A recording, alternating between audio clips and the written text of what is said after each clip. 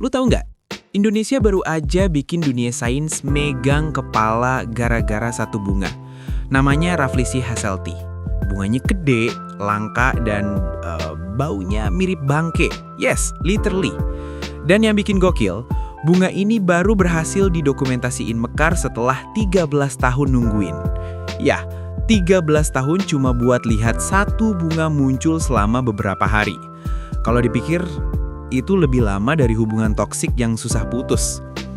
Sekilas soal Rafflesia, dia tuh beda dari tanaman normal.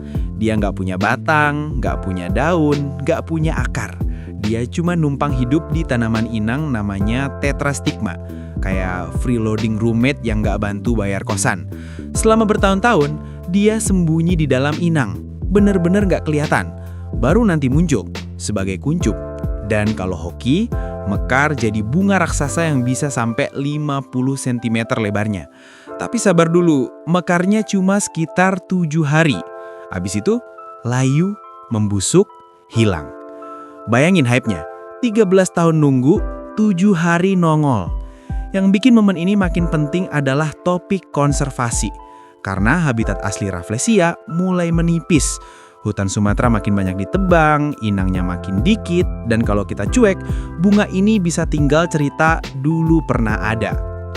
Dan ada satu hal yang sempat rame, soal kredit peneliti. Karena ini penelitian bareng peneliti Indonesia dan luar negeri, tapi beberapa berita luar awalnya lebih highlight nama institusi asing. Untungnya, sekarang makin banyak media yang ngasih spotlight ke peneliti lokal. Karena mereka yang hidup bertahun-tahun jungkir balik di hutan. Jadi intinya apa? Rafflesia hasselti bukan sekedar bunga yang jarang muncul.